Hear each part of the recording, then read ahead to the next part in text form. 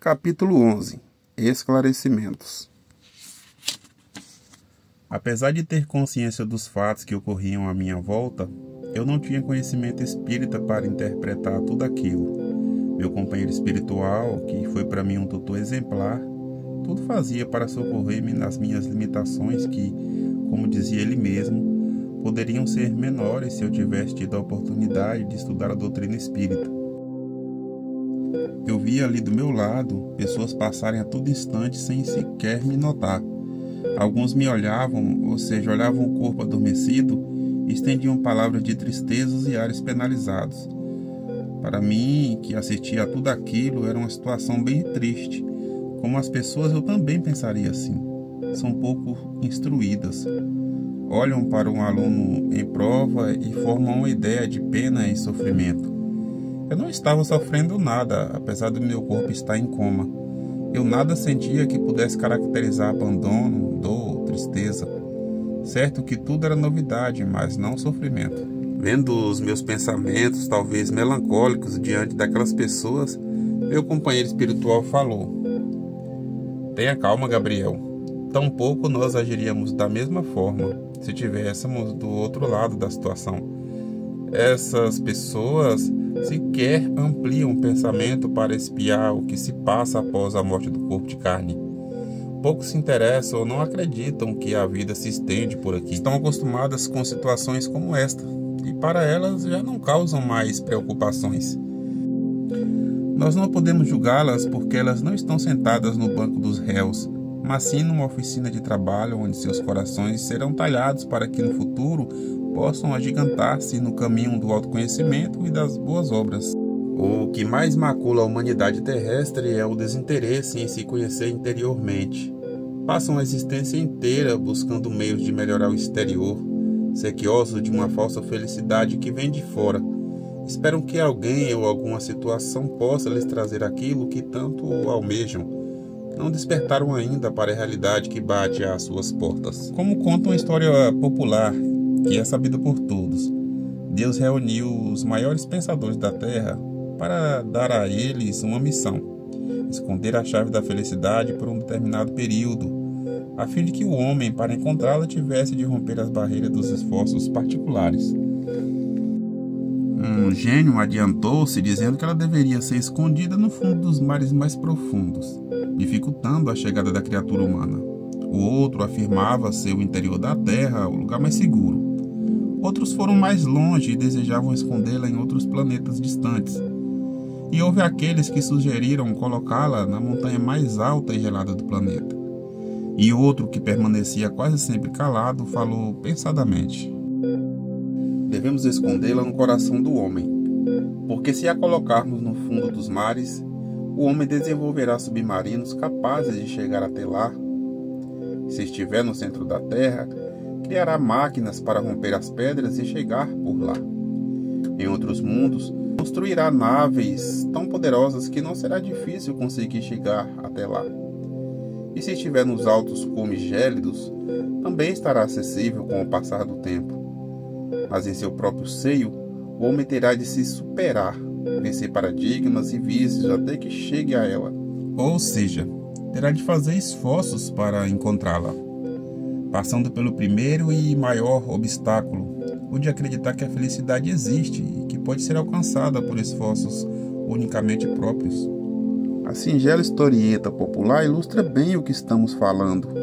Os anos que o homem passa sobre a Terra são pouco utilizados em favor do seu próprio crescimento moral. Ele busca crescer de forma externa, quer ver seu intelecto bem avantajado e não percebe que necessita de outras coisas que possam desenvolver o coração. Porque a verdade é que nascemos na Terra para fazer crescer o coração. O resto faz parte também do homem, mas sua maior dificuldade é com os sentimentos. Então Deus sempre prioriza estas necessidades.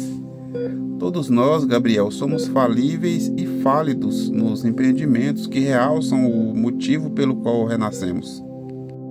Ao tomarmos posse do corpo físico, nos distraímos do real sentido da missão atual, deixando sempre para amanhã as realizações que garantem seu cumprimento. A falência seria quase geral se não fossem as provas que nos tiram do lugar comum. Nós também continuaríamos mergulhados nos hábitos puramente materiais. O homem comum pensa em estudar, em alguns casos em formar uma família, ganhar dinheiro, ter aquisições que lhe garantem uma aposentadoria tranquila. Tudo isso é válido, mas a verdade é que pouquíssimos conseguem envergar a armadura da boa vontade e acabam buscando no estudo o egoísmo acadêmico que supera mentes valiosas que, se estivessem unidas, poderiam ajudar muito mais. Casam-se para formar uma família e, na maioria das vezes, agem como um visitante em casa, fugindo das decisões e mudanças necessárias à alegria de um lar seguro. Ganham dinheiro e se esquecem dos que nada possuem ou vivem na pobreza. Almejando o que pertence aos outros, chegam à aposentadoria como quem ganhou de presente a paralisia do pensamento e nada mais conseguem produzir. Isso tudo é muito pouco para quem é herdeiro do Senhor, do Criador. A própria natureza conspira para o cumprimento da missão do homem, buscando meios, através das reencarnações sucessivas, para que ele deixe a plateia e represente no palco da vida as ações que ele mesmo se fez autor. Eu estava paralisado ante aquelas informações a quais não estava acostumado a ouvir. Vocês sabem, os jovens não têm muito tempo, até parece. Tudo aquilo fazia surgir uma gama de pensamentos que me davam a noção clara do quanto eu estava distante do que deveria ser o ideal. E então perguntei a ele: se a vida é uma escola para que aprendamos a encontrar a felicidade interior e durante o tempo em que passamos na Terra tudo concorre para esse mister, como fica o meu caso que desencarnarei tão jovem no corpo? Você disse bem, Gabriel. Tão jovem no corpo. Seu espírito é milenar. A prova pela qual você passa agora lhe fará ainda maior. Todos nós sabemos que o Pai não concede privilégios a ninguém, e tudo que logramos de bem só chega até nós através do esforço próprio. Não pense você que este tempo que lhe foi reservado não serviu para que você pudesse crescer.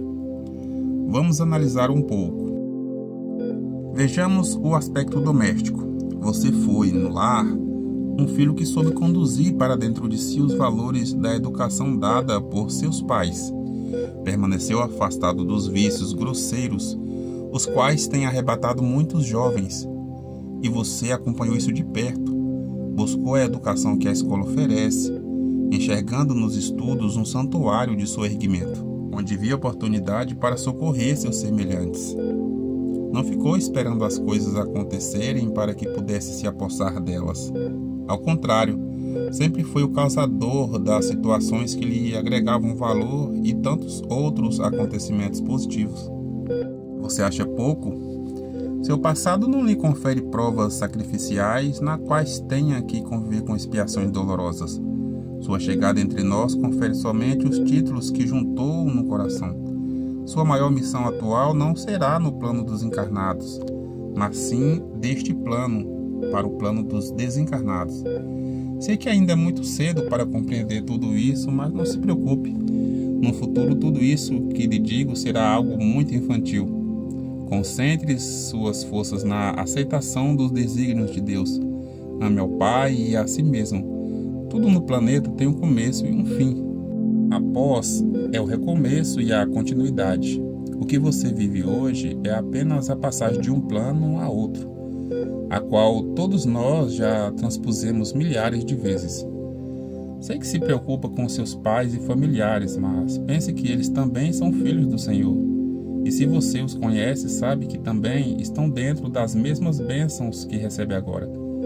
Somente Deus pode contabilizar o bem que está sendo gerado nestes dias, porque em meio ao charco podem germinar e florir os lírios. Por que então, em meio a tanta dor moral, não pode desabrochar a transformação pessoal para o bem de todos nós? Era comum eu pensar neles, nos meus pais. Eles eram tudo que eu tinha. Aqui eu tinha a presença da vovó, mas, com todo respeito, não era como o meu lar. Cada vez mais eu compreendia que faltava muito para eu entender. Procurei então descansar a cabeça sobre os ombros do amigo, que me afogou os cabelos, dizendo: Gabriel, você não está separado dos seus afetos da terra. Ao contrário, está agora ainda mais próximo dos seus corações. O que Deus quer não é o sofrimento das criaturas, mas sim a sua transformação moral. No futuro, vocês se reunirão aqui novamente. É uma questão de tempo.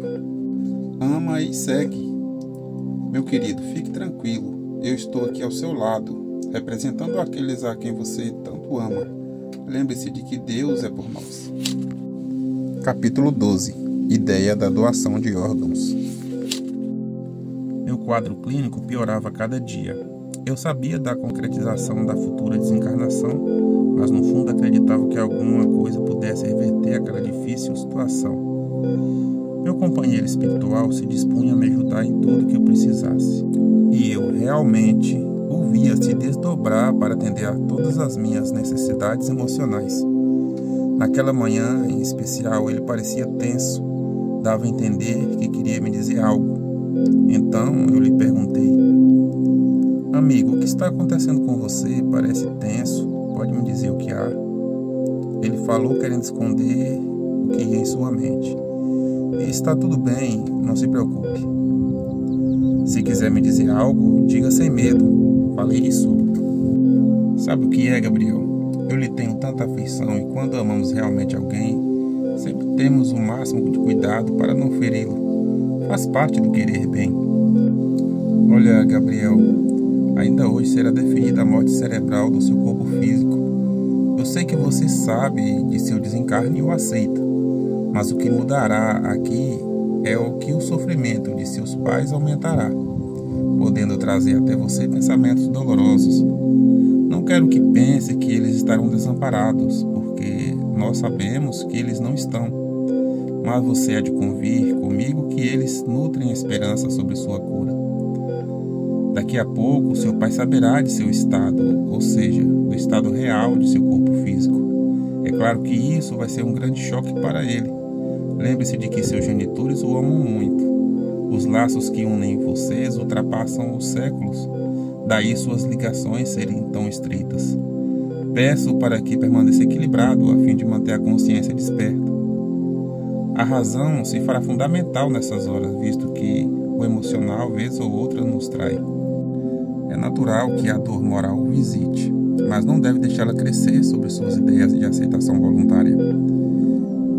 Eu ouvia tudo, consciente do amor que estava recebendo naquela hora, mas desejei saber mais sobre o assunto, já que estaria submetido a tal imposição. Procurarei lhe esclarecer, respondeu-me. Com a morte cerebral, você terá a interrupção de todos os comandos cerebrais, ou seja, seus órgãos não mais funcionarão por si, mas sim com a manutenção de sofisticados aparelhos. As correntes energéticas do cérebro não irão mais comandar seu veículo físico, irrigando-o com suas organizações. Quando isso acontece, torna-se irreversível o quadro de vida orgânica. No futuro, a ciência terá meio de minorar este quadro, podendo religar tais funções, mas, por enquanto, ainda é impossível. Para seu corpo espiritual, nenhuma sensação chegará a fim de danificar-lhe o equilíbrio.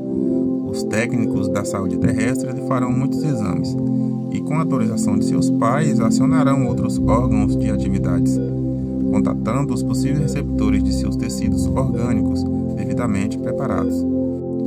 Você nada sentirá, desde que não se envolva no processo de extração dos órgãos, mas lembre-se da utilidade de tal movimentação. Está doando aos outros aquilo que não te serve mais e que seria perdido. Isto será uma bênção a mais para você. Mas não se preocupe assim de antemão, pois tudo dependerá da ação consecutiva de seus responsáveis que já estão demasiadamente cansados. Neste instante, os médicos da Terra entraram no quarto e, munido de aparelhagem, o neurologista deu seu diagnóstico. Não há muito o que se fazer por aqui, disse ele. O rapaz já está com morte cerebral e não responderá a mais nenhum estímulo. Devemos aumentar a dose de adrenalina a fim de que o coração não pare antes da hora e se perca. Também é importante manter as córneas irrigadas e, se perdurar o tempo de decisão dos pais, a hemodiálise deve ser feita com urgência para que os rins não paralisem. Procurem os pais, pois nada mais podemos fazer por ele, mas podemos auxiliar outros. Sei que é bem triste dizer isto, é como se todos os nossos esforços em recuperá-lo fossem por água abaixo. Nós fizemos o que podíamos, somos médicos e não deuses. Creio que acima de nossas escolhas estão as de Deus. Somos todos apenas instrumentos nas mãos de alguém muito superior a nós. A medicina, embora tenha encontrado neste século avanços surpreendentes, tanto hoje como no futuro, sempre estará limitada à vontade de Deus, que age sobre todos nós. Eu ouvi aquelas palavras tocado de carinho. Aquele homem me dava uma noção de muito respeito e consideração, pois em momento algum o senti tratar-me como objeto de uso, sem sentimentos. Meu amigo me abraçou, dando-me forças, mas eu agora estava como ele presumia, focado em meus pais. Pedi que me levasse até eles, e ele me respondeu com brandura. Sei de seus desejos, mas não posso fazer-lhe esse favor.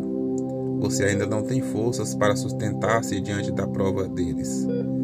Lembre-se de que os benfeitores deles os acompanham passo a passo, de modo que nada lhes faltará. Nessa hora, Gabriel, nossa fé deve exaltar-se, pois sem ela não podemos avaliar o tamanho do prejuízo emocional ao qual estaremos vitimados. Permaneça aqui, onde forças benditas o sustentam. Nada acontecerá com eles. Você ainda nem sabe qual decisão vão tomar. De qualquer forma, haverão de se encontrar com a dor da separação momentânea. Todos na terra passarão por isso. Todos que partem de perto dos seus amados sofrem a saudade da separação. Todos nós, Gabriel, já passamos por isso várias vezes em nossas reencarnações passadas, embora não nos lembremos. É bem real. Você não se preparou a fim de crer nas futuras existências como deveria. Então, consequentemente, não raciocina sobre as existências passadas, criando um bloqueio natural para as lembranças que estão guardadas em seu subconsciente. A memória integral só chega a nós quando passamos a acreditar nos extensos caminhos que a alma trafega rumo à sua redenção espiritual. Por enquanto, vamos juntos orar para que você esteja equilibrado o suficiente ante as perspectivas futuras. Oramos juntos e mais tarde, por intermédio dele, eu soube que meu pai recebeu a notícia primeiro e que não lhe faltou apoio da vovó Maria Sônia e de seu benfeitor, o que me deixou bastante reconfortado. Aceitar a própria dor é bem mais fácil do que admitir que aqueles que amamos sofram por nossa causa. Eu sempre estive abrigado pelo amor desses pais tão afetuosos e de meus familiares queridos. Mas graças a Deus me mantive sereno, com expectativas positivas, acreditando poder, com minha morte física, ajudar outros irmãos meus a continuar caminhando por entre suas provas terrenas. Isso já me causava alguma alegria. Procurei permanecer ali, ao lado do meu corpo, orando e esperando a decisão, da qual não me cabia participar de momento, mas acreditando que o Senhor estava fazendo o melhor por todos nós. Capítulo 13. Acompanhando um transplante. Eu já estava acostumado com a ideia do desencarne, mas estava apreensivo. Nunca havia estudado nada a este respeito.